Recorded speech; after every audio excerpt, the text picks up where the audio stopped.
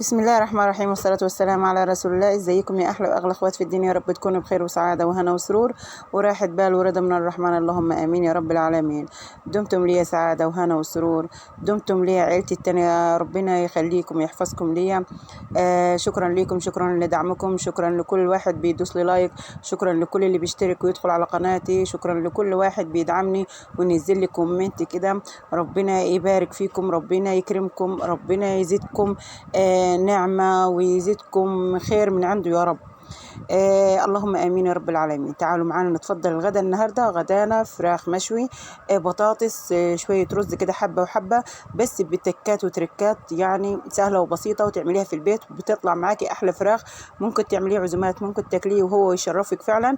وفعلا بحاجات موجوده وبسيطه في البيت بتعملي منيها اكل تحفه، اكل يجنن، ريحته تجيب من اخر الشارع. طبعا ربنا يحسن ما بين ايدينا، وربنا يجعل بيوتنا كلها عمار وعمرانة بالخير. وفعلا اكل البيت لا يغنى عنه، فعلا اكل تحفة، اكل خطير. وطبعا حاجات بسيطة. تعالوا نسمي ونصلي على الرسول ونبتدي. الاول معانا كده بصلتين، معانا كده فص توم كده مفصص حلو، ومعانا طبعا هنحطه كله كده في الكبه وهنفرمه. معانا الفراخ مغسول ومشفاي ومنجوع بالملح والليمون والطماطم والمنجوع بتاعي اللي بحطه وسكر وكله وبغسله، وبعد كده بديه تسبيكه هايله. معايا الطاسه كده حطيت فيها معلقه سمنه على حته ليا كده، ومعايا الطماطم دي غلياها على البوتاجاز لاني لسه ما خزنتش طماطم. وتعالوا معايا كده على الفراخ الحلوه. هنضيف البصل، وبعد كده هنضيف الثوم المهروس هرسناه، وبعد كده هنعصر عصرة ليمون لو هي مش واضحة، هنعصر عصرتين كده ليمونتين. هنحط كزبرة ناشفة مطحونة، هنحط فلفل أسود، هنحط ملح كده مظبوط، وبعد كده هنحط معلقتين من الزيت، وبعد كده هنحط معلقتين من الصلصة، أي الطماطم اللي احنا سبكناها وضربناها في الخلاط في شفشق الخلاط، بتطلع تحفة زيها زي أي صوص ممكن تشتريه. طبعا لو ما عندكيش اعملي زي الطماطم دي، بنعملها صوص وبتضربيها وبتطلع معاكي تحفة، من احلى الصوصات فعلا. بتبقى اللون والطعم والشكل خطير فعلا، بيخلي الفراخ معاكي تحفة. كمان لو عندك علبة زبادي ضيفي عليها وحطيها وتبليها كده وسيبيها لي لمدة ساعة او من بالليل يفضل، وتخليها يعني ايه تعمليها على غدا، يعني تاخد البهارات بتاعتها الحلوة دي، تاخد معاكي لحد مثلا ايه ليلة كاملة، وبعد كده تعمليها.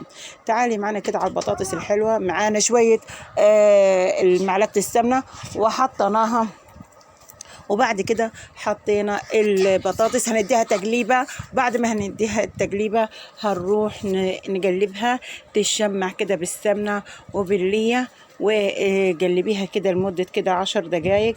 قلبيها كلها، حطي لها شوية ملح.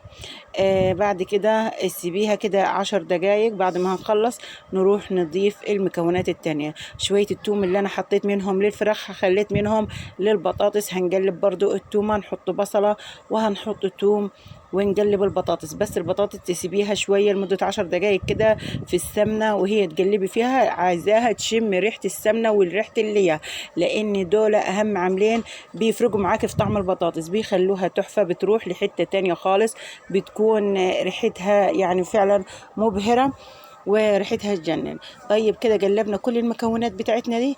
تعالي نشوف هنضيف البهارات بتاعتنا. هنضيف كزبرة، هنضيف معلقة نص كمون، فلفل اسود، ملح. ظبطيها كده بالملح، وبعد كده قلبيها اديها تقلبتين، وبعد كده يا ستي الكل قلبيها لمدة 10 دقايق بس كده علشان كله يشرب مع بعضيه، والبطاطس تشرب من البهارات بتاعتنا الحلوة اللي احنا ضفناها. وبعد كده انزلي لي عليها بصلصة الطماطم اللي احنا عملناها. صلصة الطماطم التحفة، لونها شايفين الطماطم لما بتحتاري فيها اغليها على طول واضربيها، ما تحطهاش اول واخر عصير طماطم، لا بالطريقه دي بتمشي اي حدوقه فيها، بتخلي لك طعم البطاطس تحفه، بتخليها روعه زي اي صلصه معلبات انت بتشتريها من بره. شايفين ليها سمك وليها ايه، ليها فعلا تكايه او تركايه تدوسي عليها تطلع معاكي خطيره. كده ظبطيها، ضيفي عليها شويه كده ميه وغطيها وهدي النار عليها خالص. احنا عارفين ان البطاطس ما بتاخدش نار كتير على ايه، على النار، فهدي النار خليها تستوي براحتها، وخليها يعني سوى إلا علشان احنا لسه هنكمل على الفرن. اللي مش هيكملها ويحطها في الفرن تنشف خلاص، خليها سوى مظبوط وبعد كده قفلي عليها. انا خليتها يعني نص، يعني ايه، نص تسوية، وبعد كده خليتها كملت في الفرن. هاخد الخليط بتاعي ده والفراخ واحطه على الفرن، وبعد كده هيطلع معايا احلى فراخ مشوي تاكليه فعلا طعمه خرافة تحفة، ريحته تجنن. اكلنا كله كده بالمصري وبالعربي كله طعم وريحة تجنن. جربيه واكيد طبعا هيعجبك. ربنا يحسن ما بين ايدينا، وطعم الاكل يجنن وخرافة فعلا. تأكدي تماما كل تركاية وكل تكات بتضيفيها للأكل بتاعك بيفرق معاكي، وبيخلي يعني ايه، بيخلي ريحته تجنن. بيبقى ألذ وأطعم. وكل برضو حاجة ما بتضيفيها بتفرق معاكي في طعم الأكل. وده كان غدانا النهاردة، ويا رب كده يكون عجبكم ونال إعجابكم، ويا ريت ربنا يحسن ما بين إيدينا وإيديكم. وفعلا أشكركم على مشاهدتكم، وأشكركم لدعمكم ليا، أشكركم من كل قلبي فضلا وليس أمرا. كل حبايبي ما تبخلوش علينا باللايك والاشتراك في القناة وكومنتاتكم الحلوة اللي بتنزلها لي فعلا بتدعمني. شكرا لكم، والى اللقاء، واشوفكم في فيديو اخر.